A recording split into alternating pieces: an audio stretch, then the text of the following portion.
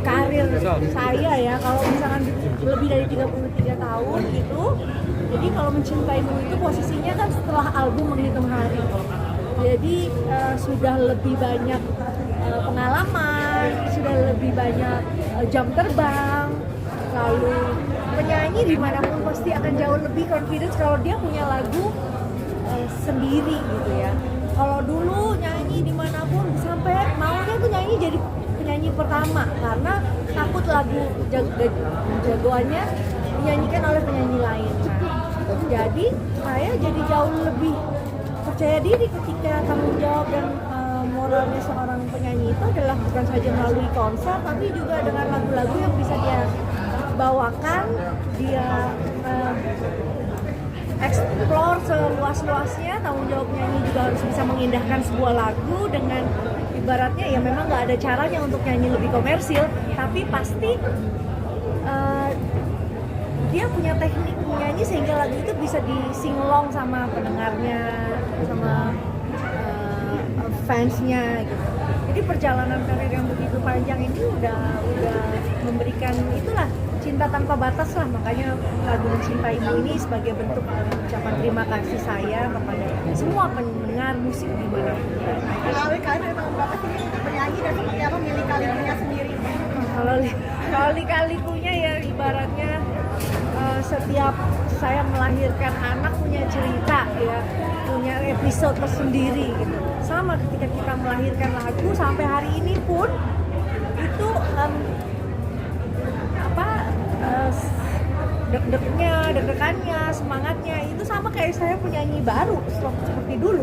Karena ketika kita promosi kan sama, yang ditanya dari awal lagi, bercerita lagi dari awal. Nah itu story-nya, itu magnetnya jadi penyanyi karena akan ditanya dari ulang proses dan lain-lainnya. Jadi itu yang bikin kita jadi mungkin lebih menghargai sebuah proses. Bahwa perjalanan panjang itu pasti harus melalui sebuah etos kerja yang baik, lalu tidak menjadi orang yang lebih hebat dari orang lain, karena pasti kita akan memulai semuanya dari bawah lagi. Untuk berpromosi kita datang ke radio, ke TV, kita berpromosi kembali. Jadi senang kalau misalkan saya dihargai sampai saat ini sebagai bintang penyanyi atau seniman musik. Ya, ini adalah bentuk penghargaan saya untuk bisa tidak saja menjaga eksis saja, enggak loh, karya yang diberikan. Ini seperti ada kesulitan ya sini saat proses merelate dan sampai proses video klip? Ya kalau pembuatan video klip terus musik, Raya Musik kali ini kan saya udah diizinin sama suami saya mau pingin bikin rekaman gitu. Nah apalagi di tengah kegiatan saya yang lain gitu ya. Kenapa tadi saya bilang domestik harus selesai dulu, karena itulah semua ridhonya itu kan dari rumah kan gitu loh kan, nggak mungkin kita berkarya tapi terus tiba-tiba kita rungsing mikirin anak yang belum masih ada keluhan ini itu gitu. Jadi saya pasti izin dulu ke anak-anak karena pasti ada waktu yang keambil, izin ke suami karena pasti ada nama yang harus dijaga dengan sebaik-baiknya lewat karya saya gitu. Jadi prosesnya ketika Raya Musik di sini bisa kerjasama dengan Erwin Gutawa untuk pembuatan musiknya, terus dengan Mas Rizal Mantovani untuk membuat video klipnya. Saya ini kerjasama sama orang-orang lama, jadi nggak terlalu sulit sih untuk brainstorming atau workshop gitu, nggak kesulitan. Dan karena mungkin saya udah percaya, trust, jadi mereka juga all out kali ya. Terus saya juga bengong ketika dengerin musiknya bisa semegah itu, dan dengerin kita lihat tadi bersama-sama video klipnya begitu indah dengan cerita bahwa ketika kita penuh dengan cinta segala sesuatunya itu bisa berhenti gitu untuk menyaksikan orang yang sedang penuh dengan cinta. Nih, kita punya ide untuk cinta di sini. Dari sejak kapan sih terus kan membuat video? Sejak kapan sih mulai ada ide terus lagu-lagu kan ini banyak tuh ya. Iya, kenapa yang cuma 3 ada tambahan lagi gak sih nanti kalau ini udah booming ini? Ya makanya kan yang namanya EP atau extended play ini adalah kepanjangan dari album kita. Bisa-bisa juga ya, bisa-bisa juga nanti lagu-lagu lain yang mungkin diciptakan misalkan oleh Melly Goeslaw atau Cobalah Untuk Setia atau mungkin beberapa lagu yang lain yang pernah saya populerkan bisa kemungkinan untuk bisa. Saya punya ide ini pas pandemi atau kapan? Ada ide apa? Idenya itu awal tahun lah ya, awal tahun karena memang saya juga pasti kan izin karena kan sekarang kan setengah kaki juga udah ngurusin rakyat dan lain-lain itu jadi ya harus izin semuanya. Ini salah satu untuk merekrut milenial juga sih, apalagi dengan konsep video klip yang ini apa seperti apa? Oh, untuk rekrut Mas Rida? Iya, milenial sekarang maksudnya. Oh ya. Kalau kita bicara tentang digital musik pasti kan dulu ada electronic dance musik apa segala macam. Saya udah pernah coba tuh ya di lagu sebelumnya sama Sandi Sandoro. Kita mau eksplor musik boleh, tapi untuk ngambil atau untuk menjadi lebih mudah itu udah nggak mungkin.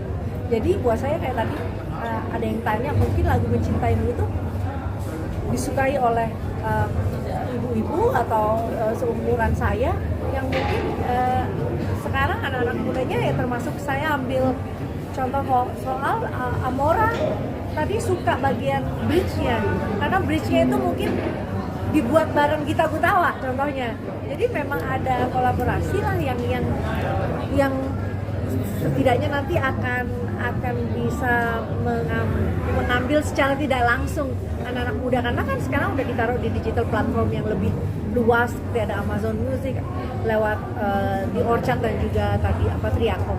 Jadi saya juga nggak nyangka lah lagu seperti itu terus tiba-tiba hari ini bisa serentak ke semua radio, ke semua digital platform itu pasti karena teknologi kan. Pasti anak muda juga denger lah. Mi, ada niatan buat duet bareng Amora nggak sih? Iya, nah kalau saya lagi latih dia supaya dia punya showmanship, makanya tadi dia harusnya les piano. Saya bilang udah yang penting ikutin mami dulu supaya lihat gimana kamu engage to audience untuk menyapa orang. Karena saya juga dulu kan nggak latihan, saya dulu dari panggung ke panggung cuma lihat almarhum Dorce, cuma lihat ini caranya dia nyapa orang begitu ya. Lama-lama kan dengan jam terbang nanti dia bisa sendiri. Pertama kali nyanyi tuh yang diterima mami itu berapa dan sekarang akhirnya meledak dan sukses sampai sekarang gitu. Ya kalau ini ada cerita yang lama. Saya pertama kali nyanyi rekaman saya dibayarnya 15.000, 25.000 di Pasar Baru. Itu tahun 84. Nah, gitu. Terus nyanyi juga ya dulu kan bertahap, 2 juta gitu kan memang semua rate. Jadi dulu itu kalau ada yang booming lagunya terus dia bisa suka-suka aja naikin tanpa ada atas siapa yang lebih tinggi, cuman ya udah mematok harga gitu rata-rata ya lumayan. Iya berkarya ya harus supaya nggak pikun. Aku sih gitu aja gitu kan. Kalau misalkan ditantang kita bikin konser sama Pak Erwin Gutawa ditantang dengan aransemen baru kan kita jadi ada pressure, ada tekanan, ada endurance-nya. Aduh harus bisa, harus inget. Nah itu kan jadi latihan supaya nggak pikun karena saya udah lumayan bantu. Oke sayang, Terakhir Mimi, cara Mimi membatasi pergaulan Amora tuh gimana nih? Ya, ya kadang batasan anak-anak kita ini nggak bisa semata-mata kita putus cut untuk karena sekarang faedahnya parental lock itu juga hampir tidak ada. Saya lebih percaya kita secara lisan sampaikan ke anak mana hal-hal penting buat kalian, hal-hal yang kamu harus jaga secara privacy, hal-hal yang berguna untuk kalian. Itu yang lebih saya terapkan karena sekarang akses luar biasa. Saya nggak mau kaget anak-anak saya udah tahu batasan sebatas apa, tapi kita coba untuk anak-anak sekarang kan maunya kesetaraan. Jadi ketika kita mau mendengarkan mereka dan berdiskusi, saya rasa itu akan jauh lebih membuat mereka jadi lebih nggak segan untuk mengungkapkan rahasia atau apa. Mereka mau jadi kita jadi teman mereka. Biasanya sharing apa sih Mi Amora sama Mami? Banyak mbak, anak SD sekarang juga udah punya crush. Ya kan kayak gitu-gitu. Crush tuh apa sih Mor? Gitu loh. Zaman sekarang tuh sebutannya kalau ada yang naksir-naksir tuh kayak gitu. Jadi kita coba Amora fokus ya gitu. Dedinya minta Amora fokus belajar. Gitu. Jadi buat sekarang belum ada ya untuk Gimana buat pacaran-pacaran?